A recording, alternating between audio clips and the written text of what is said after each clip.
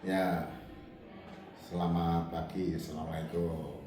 Jadi begini loh sebenarnya, kalau kita berbicara tentang masalah evaluasi pembelajaran ekonomi dan koperasi di era sekarang ini kan sudah banyak pembelajaran itu yang sifatnya menggunakan digital, kemudian dengan menggunakan platform-platform digital seperti misalkan memanfaatkan Jamboard, Mentimeter dan lain-lain itu bisa dipergunakan, atau dengan platform LMS biasanya seluruh institusi kan sudah ada. Nah, oleh karena itu karena pembelajarannya seperti itu, maka di era sekarang pun itu tentunya dengan evaluasi itu juga model digital. Nah, evaluasi model digital itu sebenarnya tidak jauh berbeda, ada sedikit perbedaan yang lebih memudahkan karena biasanya digital itu kan otomatisasi. Tetapi di sini kadang-kadang yang menjadi masalah, para guru itu kurang begitu memahami tentang proses digital, bagaimana menyusunnya. Padahal kan bisa menggunakan Gform atau kemudian dengan alat-alat penyaring, dengan Quizzes dan lain-lain. Itu masih banyak platform-platform yang tentang untuk mengevaluasi. Atau misalkan bisa saja kalau itu berbasis project, mereka disuruh mereka, kemudian profil-profilnya kita lihat, kemudian nanti beberapa lapornya diupload secara portofolio, kita bisa sudah memberikan nilai. Itu dimahami dulu. Nah, bedanya apa pengukuran dan penilaian? Kalau pengukuran itu adalah kesesuaian dengan target tadi. Tapi kalau penilaian itu biasanya juga kita memberikan satu nilai apakah ini sudah pas sesuai dengan tujuan atau belum. Kalau belum, nah itu mungkin nilainya agak rendah. Nah, bedanya pada penilaian itu nanti harus ada laporan untuk hasil penilaian. Jadi kalau tadinya hanya berfungsi angka-angka, sekarang dibuat untuk menjadi sesuatu yang bermakna. Jadi orang mengevaluasi itu jangan hanya berpikir kita memberikan angka, tetapi harusnya itu kita juga memberikan pemaknaannya. Makanya sebenarnya yang paling penting itu adalah makna-maknanya. Misalkan angka 7 itu berapa, artinya apa, bidang penguasaan yang sudah dikuasai dari apa yang kita ujikan itu apa. Oke, itu. Lah tantangannya apa? Tantangan dengan program evaluasi pembelajaran yang sifatnya digital itu yang jelas pertama yaitu adanya keterbatasan akses dan koneksi, apalagi di daerah 3T. Oleh karena itu koneksi ini menjadi satu hal yang sangat krusial. Boleh jadi gurunya bagus di tempat gurunya internetnya bagus, tapi di pesertanya yang mungkin sudah tersebar itu internetnya nggak bagus, kemudian adanya gangguan jaringan dan lain-lain. Nah, ini sangat mempengaruhi. Ya, ini satu pengalaman aja. Pernah pada saat itu ada satu ujian yang sifatnya daring, tiba-tiba lampu mati. Nah, ini sehingga wifi internet nggak berjalan, sehingga waktunya itu dianggap terus, dan waktu di sana di tempat pengujinya itu kan terus berjalan. Nah, di-cut, ini merugikan. Ini salah satunya. Kemudian tantangan yang lain itu biasanya kualitas konten. Kadang kalau kita itu tidak bisa mengemas dengan baik konten pembelajaran digital yang akan kita uji itu tadi, yang kurang berkualitas, ya tentu saja nanti evaluasinya juga tidak bagus. Contohnya apa? Misalkan kita mengajar dengan digital itu visualisasinya kurang bagus, ya otomatis akan mempengaruhi pada saat evaluasi, adanya satu disconnect. Kemudian dalam pembelajaran digital itu juga kadang-kadang ada pemilih yang mengatakan yang penting store muka, misalkan Zoom, itu hanya itu, dia tidak mengikuti betul. Lah pada waktu ujian daring, ya otomatis dia tidak bisa mengajar. Hambatan-hambatan dengan pembelajaran daring itu juga banyak, tapi manfaatnya juga banyak. Ini tentang kualitas konten. Misalkan ada gambar yang kurang bagus, yang lain-lain. Yang ketiga, nah ini yang menjadi masalah. Tantangan kita adalah keterampilan guru-guru atau dosen. Itu tidak semuanya menguasai teknologi dalam pembelajaran. Masih banyak dosen atau guru-guru yang bahkan mengetik pun tidak bisa. Ya, mengetik pun tidak bisa, apalagi menyambungkan ke internet dan lain-lain. Ini kalau tidak ada orang asistennya yang belajar itu, ya inilah menjadi satu hal yang sangat susah sekali, ya. Oleh karena itu perlu nanti ada peningkatan keterampilan.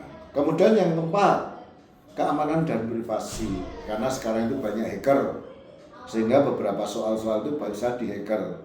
Bisa saja nanti terjadi satu hal yang mana pencurian-pencurian tentang data dan lain. Kemudian tantangan yang kelima, ya, dengan adanya evaluasi digital ini, masalah validitas dan reliabilitas. Evaluasi pembelajaran digital memerlukan validitas yang tinggi, akurat, karena mereka kadang-kadang hanya membaca dari prom-prom atau ASCII yang sedikit berbeda. Ini akan bisa jadi merugikan bagi siswa. Reliabilitasnya juga harus yang tinggi, sehingga hasilnya nanti bisa menghasilkan hasil yang akurat. Kemudian hambatan atau tantangan yang keenam, ini keterlibatan peserta didik. Ya, kita harus pastikan, kita harus menggunakan janji dan aturan-aturan penggunanya perlu ketat. Walaupun sekarang ini dalam ujian itu sudah ada program-program yang kemudian memunculkan kamera, tapi ini pun masih sangat rawan karena mungkin ada bantuan dari pihak lain. Kemudian teknologi yang sekarang itu terus berkembang. Setiap saat itu selalu ada perkembangan masalah teknologi, baik itu untuk bisnis atau boleh jadi juga untuk pembelajaran, dan yang difungsikan juga misalkan untuk evaluasi daringnya. Nah, ini teknologi terus berkembang, kita akan kesusahan kadang-kadang mengikutinya bagaimana perkembangan. Ini belum selesai, ini kemudian ada yang keluar yang baru. Banyak aplikasi yang terbaru. Kalau tidak bisa dikatakan per tahun, mungkin hanya per bulan. Bahkan mungkin setiap hari itu sudah muncul berbagai program-program dalam penilaian. Itu. Dan terakhir, 8, itu masalah biaya. Biayanya tidak cukup murah. Ya, untuk biaya modal pembelian beberapa peralatan-peralatan dalam melaksanakan evaluasi digital. Ini sangat mahal. Belum aplikasinya, belum peralatan yang lain yang tadi dengan menyertakan adanya program-program yang sekaligus orang mengerjakan kemudian ada fotonya. Ya, ini memang Google dan lain-lain itu sudah ada memberikan satu sarana. Itu beberapa tantangan-tantangannya. Kemudian bisa kita lihat, ya, selain ada tantangan, maka bagaimana mungkin ini satu alternatif untuk membuat atau mengatasi hal tersebut, ya kita katakan mungkin bisa sebagai satu bentuk solusinya. Solusi yang pertama tadi tentang pengembangan infrastruktur. Nah, ini mudah-mudahan dengan pemerintahan yang sekarang ini mengadakan wifi di hampir semua tempat, di spot-spot yang lain. Kita lihat pada waktu masa COVID kemarin, banyak itu pada waktu ujian, bahkan siswa-siswa itu untuk bisa mengikuti ujian harus manjat gunung, manjat pohon, ya, untuk bisa mengikuti ujian secara daring. Nah, mudah-mudahan dengan pemerintahan yang baru ini memikirkan juga infrastruktur, terutama dalam jaringan internet. Tapi ya itu pun tidak bisa mengatasi 100%, karena server-server yang ada di Indonesia ini juga naik turun. Kemudian juga lembaga-lembaga penyelenggara itu kadang bandwidth-nya juga lemah, dalam artian kecil. Nah, ini bagaimana? Ya, memang di beberapa tempat itu ada satu kampung itu langganan wifi bersama. Ya, ini tentu saja nanti akan membantu dan ini merupakan salah satu solusi, ya, salah satu solusi dari tantangan yang bersifat infrastruktur. Kemudian pelatihan guru dikembangkan. Banyak guru-guru itu dilatih bagaimana menggunakan beberapa alat-alat, aplikasi, dan mungkin juga beberapa platform-platform. Jika yang belum, mungkin dibuatkan platform.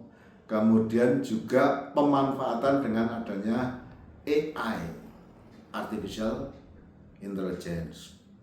Ya, memang ada sih dalam hal ini, dalam pengembangannya banyak beberapa alat yang bisa dipergunakan untuk membuat ini. Seperti kuis, dalam kuisi itu memudahkan, sudah ada format-formatnya, kita tinggal menuliskan beberapa soal dan opsi-opsinya, mereka akan langsung membuatnya. Kemudian mungkin pelatihan bagaimana kalau kita harus membuat dengan Excel, itu juga ada. Kemudian ada beberapa program-program yang menggunakan pembelajaran interaktif, misalkan menggunakan Microsoft Access, menggunakan Microsoft itu yang untuk pembuatan satu layar. Kemudian sekarang bisa dengan adanya Google Form, tapi tidak semuanya bisa. Kemudian sekarang ada AI yang namanya Assembler Edu, itu banyak bisa kita manfaatkan dalam hal evaluasi yang bersifat digital. Kemudian ada juga beberapa aplikasi-aplikasi lain yang memudahkan kita dalam melaksanakan evaluasi pembelajaran. Kemudian ada beberapa pelatihan. Nah, cuman permasalahannya, apakah pelatihan ini yang menyelenggarakan pemerintah pusat, pemerintah daerah, atau masing institusi? Ya sebenarnya sih kalau mau efisien itu secara terpusat dibuat, kemudian nanti peserta yang sudah ini pada saat kembali ke institusi kelembagaannya atau satuan pendidikannya itu membuat training sendiri, dia sebagai narasumber dalam artian mengimbaskan pada guru-guru yang lain, sehingga guru-guru yang lain pun bisa mencermati beberapa hal itu. Kemudian yaitu pengembangan konten. Ini makanya perlu dalam satu pembelajaran kita melakukan satu refleksi, apakah pembelajaran sudah bisa maksimal, optimal, sehingga nanti kalau dibikin soal dan untuk evaluasi secara digital, konten ini sudah tidak menjadi masalah. Makanya kadang-kadang perlu saat saya menyiapkan misalkan yang paling sederhana dengan membuat PPT saja, kadang-kadang saya minta teman saya atau kolega saya untuk melihatnya, kamu paham enggak? Kalau kira-kira masih belum terbaca atau tidak tercover yang menjadi keinginan dan tujuan saya dalam PowerPoint itu, maka saya buat ulang. Ya ibaratnya kalau penelitian kualitatif ini ada transferability-nya itu terbaca, begitu. Kemudian keamanan dan privasi. Nah ini, maka biasanya diperlukan dengan beberapa password yang mungkin agak rumit lah. Password ini makanya jangan lupakan bahwa password ini merupakan satu kata kunci yang betul-betul unik sehingga tidak mudah ditebak orang lain. Maka hindarilah membuat password itu misalkan tanggal ulang tahun kita, tanggal ulang tahun anak, istri, apalagi tanggal lahir orang lain. Nah ini. Dan kemudian mungkin juga ada beberapa hal yang itu mungkin perlu dienkripsi kalau kita memiliki satu bank soal, ya, sehingga kita seandainya hacker itu pun bisa mendownload, kalau kita enkripsi kemudian kita password, ini mereka juga akan kesusahan. Oke, selain itu konten itu kalau bisa jangan terlalu lama dipergunakan. Misalkan kalau memungkinkan setiap satu semester itu berubah tahun ya berubah, ya. Misalkan karena apa? Karena perubahan kita akan cepat, perlu ada tambahan-tambahan konten ya yang sering mengaplikasi. Tapi ingat, memang pada dasarnya ilmu dasar, ilmu fondamen itu sifat tetap. Yang berbeda nanti variasi dalam aplikasinya. Solusinya kita dengan mempertimbangkan instrumen evaluasi yang valid, dan terakhir keterlibatan peserta didik seharusnya kita maksud. Nah, inilah uraian tentang beberapa tantangan dan solusi, ya solusinya yang bisa kita tawarkan. Demikian, terima kasih. Assalamualaikum warahmatullahi wabarakatuh.